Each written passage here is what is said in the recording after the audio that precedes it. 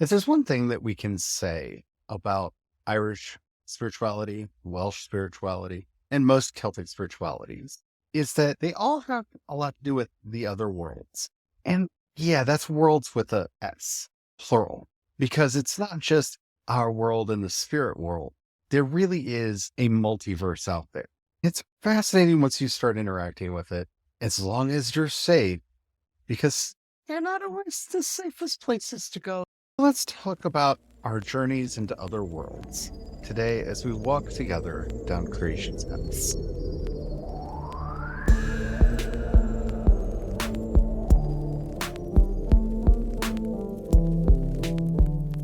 Hello, everyone. My name is Charlie. I am a Christopagan druid and priest of Virgin. Hello, I am Brian, sous chef to the Dagda. Today, we're going to be talking about the other worlds. We're going to be talking about how we interact with them, what they are, why you should probably make sure that you're ready before you start interacting with them. I think some people make too much of a fuss about how dangerous the other worlds are, and some people do not make enough of a fuss about how dangerous the other worlds can be. Like with everything that we do, we're trying to help you find that Goldilocks place between being too cautious and being reckless. Before we get started, don't forget to like, subscribe, follow, whatever the terminology is on the app that you're currently listening to us on. It really does help us out. We create new, original Christopagan and Druid episodes every day, and you don't want to miss anything that we're doing because we have a lot of stuff planned, especially in the lead up to Samhain, which this is another topic. Granted, this is still on our Dream of an Oak Church. It's the final episode in our series on the Dream of an Oak Church, which you can read over at wisdomscry.com. But it is also a very good lead in to the season that we're getting ready for Samhain, for those who have not celebrated that glorious holiday before. And for the opening of the many world. Oh, and they will open. Yeah. Whether you want them to or not, whether you believe they do or not, they will open. I think a lot of people know about the other world. Often when we're talking about the other world, we just say the other world. Sometimes we will say the other worlds, but if you've been doing this long enough, you know they're the same thing. There's a lot of conversation, especially in Reconstructionist circles. Is there one world? Are all of the islands worlds in of themselves? They do seem to be worlds in and of themselves because they stretch on forever. It seems like it's all arguing over angels dancing on the head of a pet. There are many of them. From the land of Tirnano, where the spirits dwell, the land of the youth. That's what that means. The land of the young is the land of perpetual youths, where eventually everyone gets you after death, after visiting the House of Dawn, which is a whole other world. It's actually a physical place that you can visit. It's an island off the southern coast of Ireland. The long story there about why it's that particular place. But yes, it is believed that in Irish paganism that when you die, your soul goes to that island. And from there, figures out what's going to happen afterwards. I could go on. There are anywhere between 16 and 36 Irish otherworlds. That's not even getting into all the ones named in the Welsh literature or any of the other Celtic literatures from around the world. There are a lot of them. So what are they? I think the most important thing to get out of the way ahead of time, they are worlds. What I mean by that is this isn't the way I think a lot of fiction depicts like heaven or other realms where they're static places waiting to have some kind of human interaction with them. No. Stuff's happening there regardless of whether we are there or not. Things will go on with or without us. They are worlds in and of themselves. They are living. They have their own species. They have their own plants. They have their own everything. They are other worlds. I'm not one of those people that likes to get into, are they parallel dimensions or anything like that? Because one, no, because that's not what a dimension is. That's a misunderstanding of the concept of dimensions. And I'm not even going to get into that. You already live in the fourth dimension because you have up, down, left, right, in, out, and time. Congratulations. There you go. 4 dimensions. Yeah. I do not like the misuse of the term dimension. It's one of my pet peeves. I'm going to hop off the soapbox now. Now, they could be a parallel world that somehow we have access to. Parallel worlds may be a thing. There's some quantum physics experiments that show that that might be a thing. I honestly don't know. And I don't know that we will ever know in this life what they are. I will say that they are worlds in and of themselves, that some are separate from ours, like completely separate from ours. You have to fully journey into them. Others kind of overlap with ours, and you just kind of don't see it. Now, I'm not going to go into and tell you this is the world that overlaps, this is the world that's separate, and all of that nonsense, because that is an ecumenical matter that if you ask 2 Irish pagans, you will get at least 5 answers on, because it depends on what you mean by each of the worlds. A lot of people don't have cartographers in their life, but it would be like getting a couple cartographers to sit down and talk about a physical location in our world. The amount of debate, discussion, and conversation over something that tangible and physical in the 4 dimensions that we are currently occupying, that you can just imagine now you're in these imaginal realms, and the idea of a cartography conversation over that is just... Your random fun fact of the episode: all coastlines are infinite. Yeah. All coastlines are infinite because the smaller the measuring stick that you use to measure them, the larger the coastline will be. It appears to be an infinite regress, that the smaller and smaller you get, the larger the coastline is. So there are agreements in place as to what scale we are going to measure a coast on. It's a whole thing. There's your fun fact. Let's get to the important question. Why should you care? 1, because some of the worlds do overlap with ours. As somebody who is fully mystic, non-disenchanted, re-enchanted person who lives in a world of enchantment, I think I've said enchantment enough. Has it lost meaning yet? I hope not. The world is alive around us. There are house spirits in your house right now. There may be various kinds of dream spirits in your house right now. There are probably all kinds of nature spirits running around. One of the most common experiences of this is when your keys or your glasses or your favorite pen or some object that you like to regularly use, you've always put in the same spot, and you go to reach for it and it is not there. You search everywhere and you're not able to find it. Only hours or a day, sometimes weeks later, it is sitting out on a surface. Generally, it's a completely clean surface. You know, there is no possibility it was there because it's like we've had it like where it's sitting right in the middle of the table, a clear table with nothing on it. When we were trying to explain house spirits to a friend of ours, he thought this was the most ridiculous idea ever. Our house spirits are very active house spirits. Very active. He started making fun of the idea and how stupid it was and everything. He reached into his pocket to pull out his lighter, and it was missing. It was missing for probably, I think, 2-3 weeks. We kept telling him, you made the house spirits angry and they stole it. You're going to have to apologize to get it back. Eventually, because it was an expensive Zippo, he came to the house. He's like, what do I have to do to apologize? So we walked him through a simple apology, little offering, and we literally heard a metal clink clink onto the floor. He turned around to the seat he was sitting in when it disappeared, and it was right in the center of the floor in front of that chair. Our house spirits are very active. My sister mocked them as well, and something literally came out of nowhere and hit her in the face. Literally, when she was here. Our house spirits are very active. Not all house spirits are as active as ours, but we have also been in community with our house spirits since we moved into this house, 15 so years ago. Yeah. And so we have developed a strong relationship with them. We do offerings to them all the time. They're there. We had a person try to sneak off from a party years and years ago who were instructed not to leave. They weren't fit to leave. They got as far as the car with their keys. They went to pick something up off the seat and the keys were missing. They later appeared on the clean kitchen table in the middle of the kitchen table the next morning. They could not be found all night. I'm not one of those people that says you should blame all of your problems on spirits, but knowing that they're there and knowing how to deal with the fair folk and with the spirits in your house and stuff, it's a very good skill to have. So that's one reason you should care about the other worlds. Also, learning to journey to them, which we are not going to be fully covering in this episode because that is a whole series of techniques and stuff in and of itself. We're just going to talk about it a little bit, but we'll do that probably over on the Hollowstead eventually. We're kind of teaching a lot of the preliminaries exercises over there right now, but we'll eventually get to journeying over there. Once you learn to actually safely journey into the other world, this is a place where you can find a lot of wisdom, a lot of answers. And by answers, I don't mean what is the meaning of life kind of answers, because if you ask any of the fair folk what the meaning of life is, they will laugh at you, and you deserve it. And you deserve it.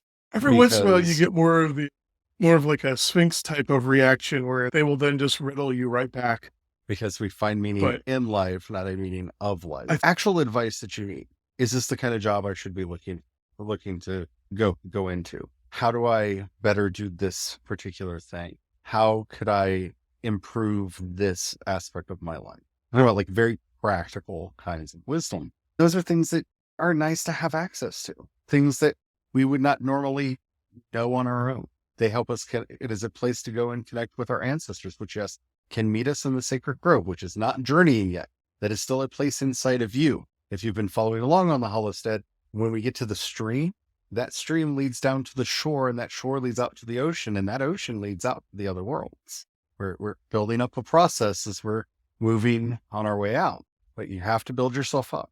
Because when I say the other worlds are dangerous, what I mean is not every spirit has your best intentions at heart. And again, same caveats that come every time we talk about spirits. These could be your Jungian shadow coming to get you. They could be threshold spirits or trickster spirits, both of which are part of Jungian psychological work and active imagination. It could be all of that, or they could be separate entities. I don't care. It does not matter to me which it is.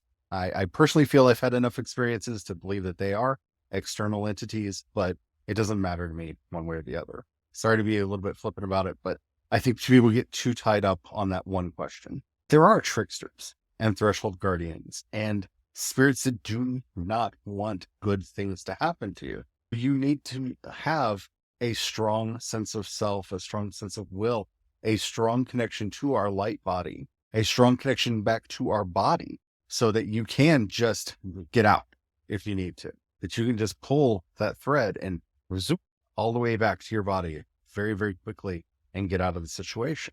You also need to have a certain grounding in yourself and in reality so that you can evaluate the wisdom and the information that you're getting. And that's really where the dangers are. Just to cover a few of the bugaboos out there, is possession real? Yes. Is possession a bad thing? Unwilling possession is a bad thing. I do not believe that people should actively engage in invocation, which is calling a spirit inside of you.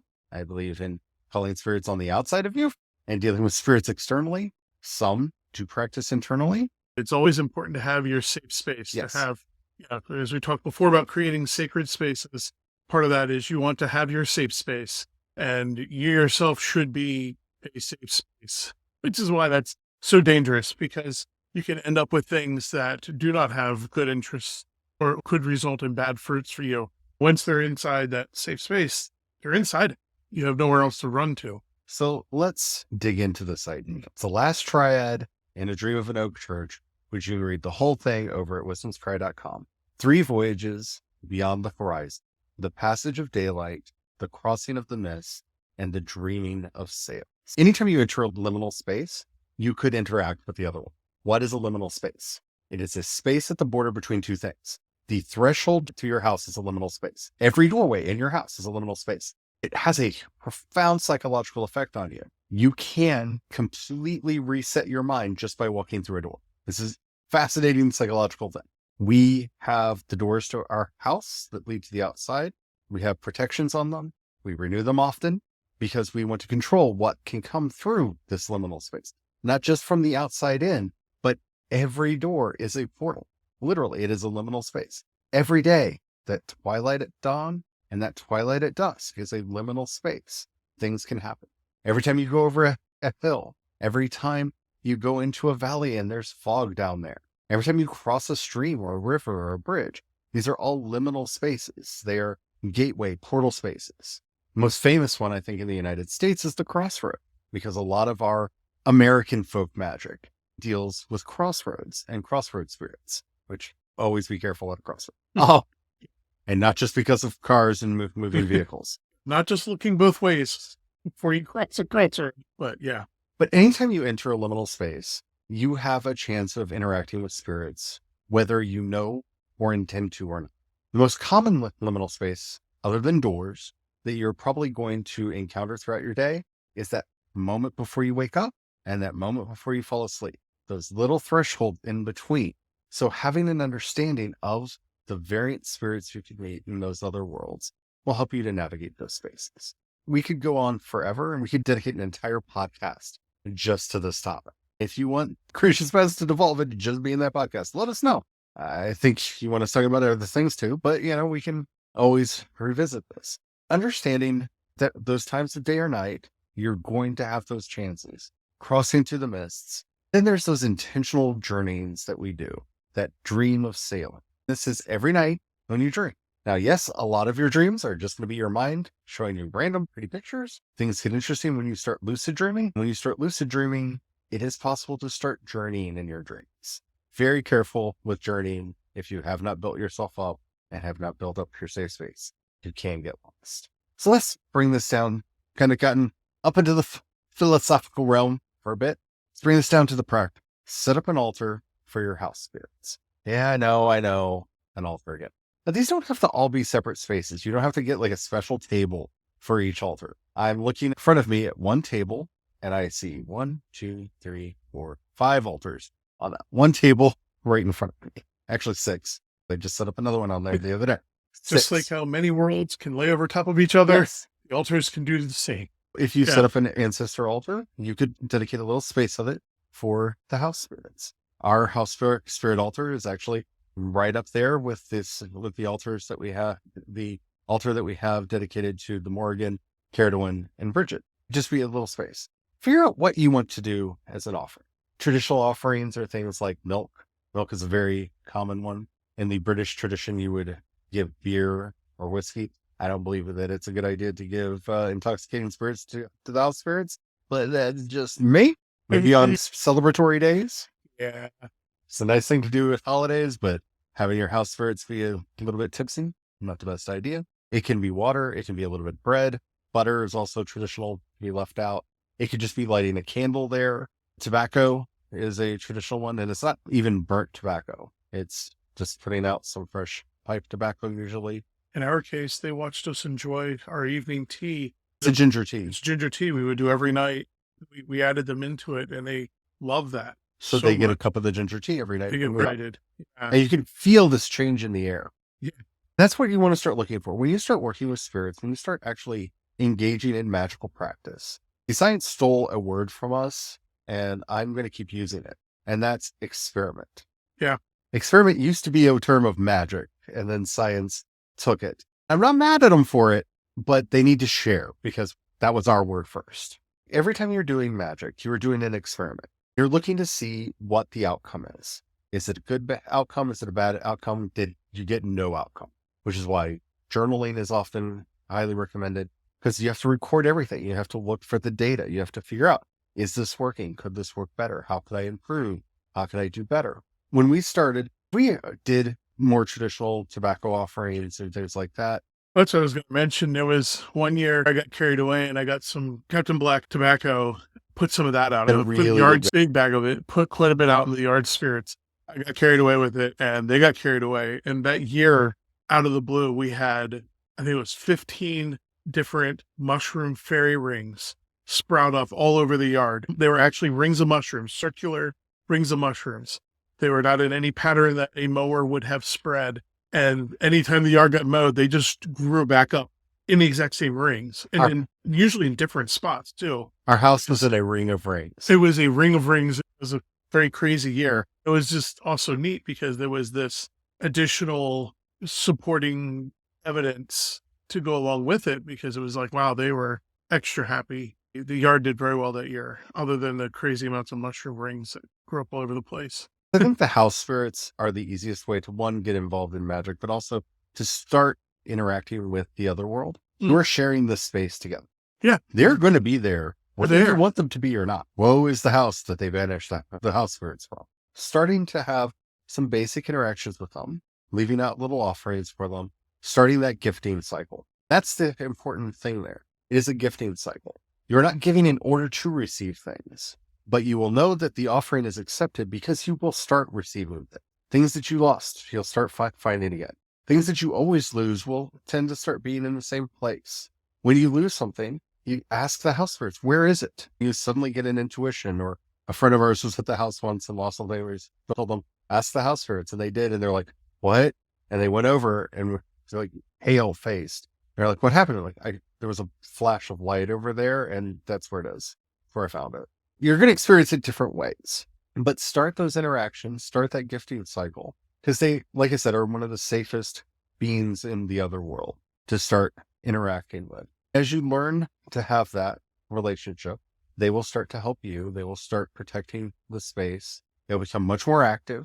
You may start seeing them out of the corners of your eye. Most people report seeing what's like a cat darting around in the periphery of your vision. And we live in a house with 3 cats, and I'll see all 3 cats over there, and I'll see another cat run over in the corner of my eye. Or a little shadow movement. They may play with your animals. It's an easy, safe way to get started in this work and to start building up that confidence that you interact with the other worlds. If you want to go further, I highly recommend that you check out our other podcast, The Hollowstead. Start with the light body. Ours is not the only version of the light body. There are many versions of the light body, but start with that.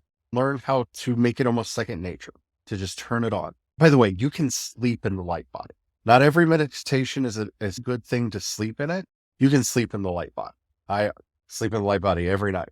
It is healing. It is restorative. And it makes your dreams a little crazy. As in like really vivid, but it's a good practice to get into. And work your way through that playlist.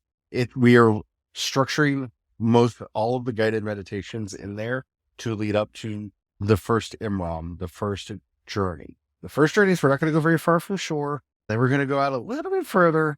And then anything else we're going to have a class on, because I'm not going to put on the open internet for people. Yeah.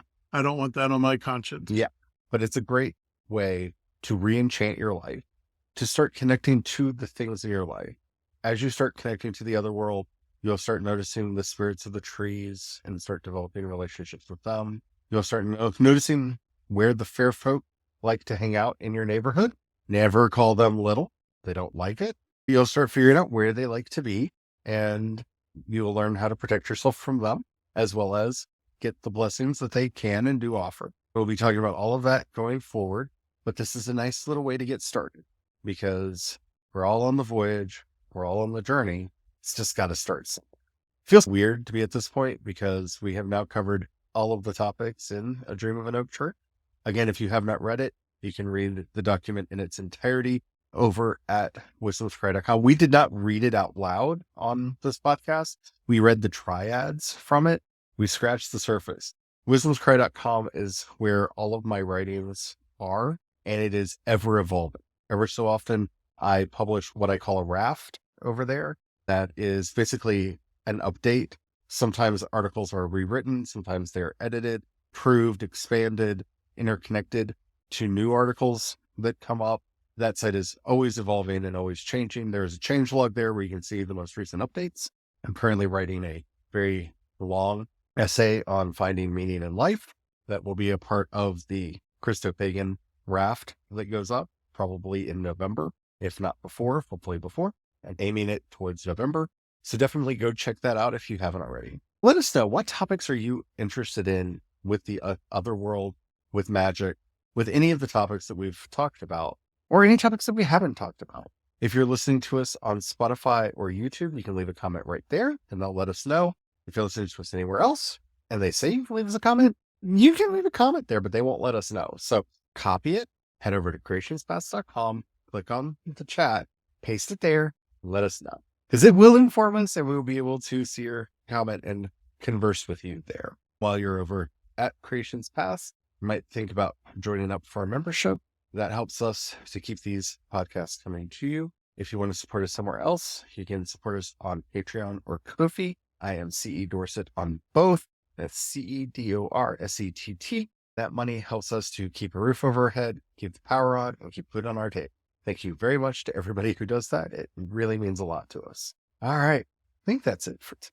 There's so much more I want to say, but we're trying to keep these episodes manageable in size. Until next time, may the light of the one life guide you into all the worlds that you are meant to travel in, to meet all those that are there for your blessing and benefit, and may your guides and guards ever lead you on the way to find truth, meaning, and light. Amen. Amen.